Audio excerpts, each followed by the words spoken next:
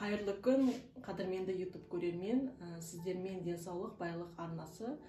Алдыңғы видеода жамбас сынуының қаупі 50 жастан асқан адамдарда өте жиі кездесетінін айтып өткен болатынбыз. Сол жайында материалда ұсынғанбыз.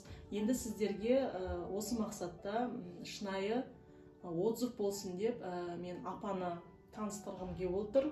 Бұл кісі өзінің қазір қалай осы жамбас сынғаннан емделгенін, қандай жағдайлар болғанын өзі түсіндіріп айтып береді. Құлақ сап тыңдап, видеоның соңына дейін қарап, өздеріңізге пайдалы ала отырыңыздар. Апа, танысып кетейік. Қазіргі сіздің жасыңыз қаншада? Менің атым Дариға, жасым 86-дамын. Осыдан 2006 жылы жығылып, жамбасымды сындырдым. Сынғанда аяғым бөлек қалды. Созылып, бір қарыстай төмен түсіп кетті сау аяғымнан. Содан үлкен баламның үйінде жатып, бір жұма әбден қиналып, түрмен ұйқы көрмей, әрдем азам кетіп, жатқанымда Стамбулдан Айгүл деген қызым естіп, маған бір коробка алайдың өнімдерін жіберіпті.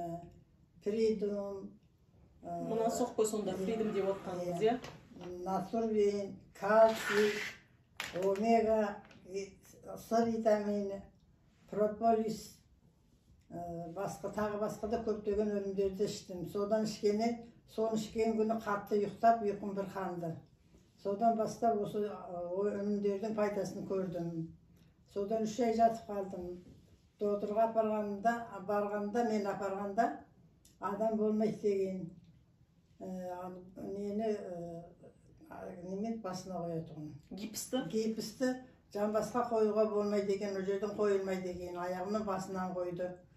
Содан 3 ай жатып, осы алойдың арқасында есімді жинап, ұйқым кішкене бұрынғыдан көп жақсы болып, қазір осының арқасында адам болып, ел қатарына қосылдым. Сіз жамбасыңыз сынғаннан кейін, қанша уақыттан кейін апа аяғыңызға тұрдыңыз? Негізі білеміз, жамбас сынғаннан кейін адам тұрмайды, жатады төсек тартып, иә, көп жағдайда. Ал сіз қанша уақыт жаттыңыз? 3 ай жаттым. 3 айдан кейін осы бір жұмадан кейін осы алай түскеннен кейін кішкене бетім бері қарап, күннен күнге тәуір бола бастадым. Сол 3 ай жатқаннан кейін әбден тәуір болған соң спортпен шұғылдандым. Онда енді ауырсынып, бір отырсаң отырып қаласың, мен қимылдай бердім. Қозғала бердім. Алдымен тік түрегіп тұратын болдым. Онан жыбырлап есікке баратын болдым. Одан кішкене сыртқа шығатын болып, сөйтіп ел қатарына қосылып, қазір Құдайға тәуба шүкір, осы алойдың арқасында, қыздарымның балаларының арқасында, осы алойды сол уақытта ішкен, күні бүгінге дейін 18 жыл болды ішіп жатырмын. Өте денсаулыққа пайдалы, кәрі адамға әсіресе мына Придум деген өте пайдалы екен, кальций пайдалы екен. Осы омегасы да, чесногі да, аржи, сұйық өнімдердің бәрін ішіп жатырмын. Қолымнан келгенде үйдегі нені үзбей ішіп жатырмын. Пайдасы өте көп жасыл қойған адамдарға. Құдайға тәуба. Күнде 1 сағат, 1,5 сағат жаяу жүремін, спортыммен шұғылданам, өз тамағымды өзім істеп ішем, керекті продукттарын тасып әкелемін. Ешкімге ауыртпалық тигізгенім жоқ, Құдайға тәуба. Шүкір апа, өте керемет. Сіздің жасыңызды берсін бәрімізге. Бұндай жаста өзіңіз соншама уақыт жүріп, күніне қанша мың шаг жасаймын дедіңіз? 2,5 мың жасаймын, кейде 2 мың жасаймын. Бұндай жасыңызда өзіңіз тамақ жасап, ешкімге ауыртпалық салмай жатқаныңыз өте керемет нәтиже.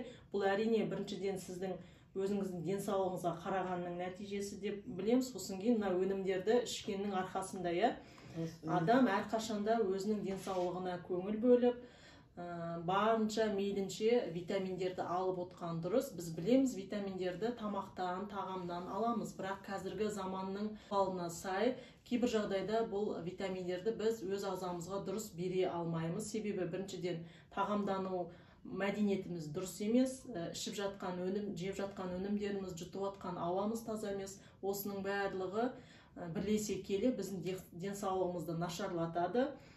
Көріп отырғандарыңыздай, апаның жасы қазірде 86-дамын. 86 жастағы апамыздың мұнандай бақуатты болып, тіл көзіміз тасқа түбай-түбай осындай күйде бәрімізге қарттық келу жассын. Бұл әрине біріншіден денсаулыққа көңіл бөлгеннің арқасы. Апа, сізге көп рахмет, осындай интервью беріп, бөлісіп, қандай күйде болғаныңызды басыңыздан өткеріп, соның бәрін айтып жатсыз. Менде тағы да бір сұрақ қалып тұрған еді. Сіз жаңағы жамбас сынғаннан кейін дәрігер сізге операция жасау керек деп айтты ма, жоқ қалай болған еді сол жері? Операция жасауға келмейді, бұл кісінің жасы келген адам болмайды, күте беріңдер депті балаларыма.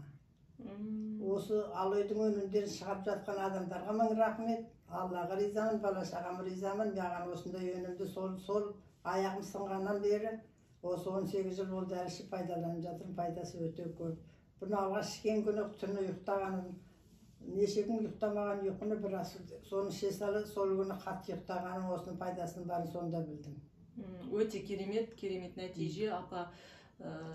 Дұрыс дер кезінде, дұрыс уақытта өнімдер қолыңызға тиген екен. Денсаулығыңыз мықты болсын, ары қарай да шапқылап, жарқырап, әр күндік қадамыңызды жасап жүре беріңіз. Бәріміз білеміз, жүру ол адамның денсаулығына өте керекті, пайдалы жаттығудың түрі. Қазір енді көп қария кісілер осы жаттығуды былай қалада қарап жатсақ, көп адамдар жүріп жүреді. Апа да солардың бір қатарындасыз. Сізге алғысымыз шексіз, ауырмаңыз, аман сау болып тұрыңыздар. Ал қадірменді YouTube көрермендер, бүгін сіздерге ұсынған ақпарат материалымыз осындай болатын. Сіздер де барынша өз денсаулықтарыңызға көңіл бөліп, мейлінше денсаулықты сақтаудың жолын іздеңіздер әрдайым. Қазақ атауының бекер айтпаған, ауырып еміздегенше, ауырмаудың жолын ізде деген. Сау болып, қош болып тұрыңыздар. Келесі кездескенше сау саламатта болыңыздар.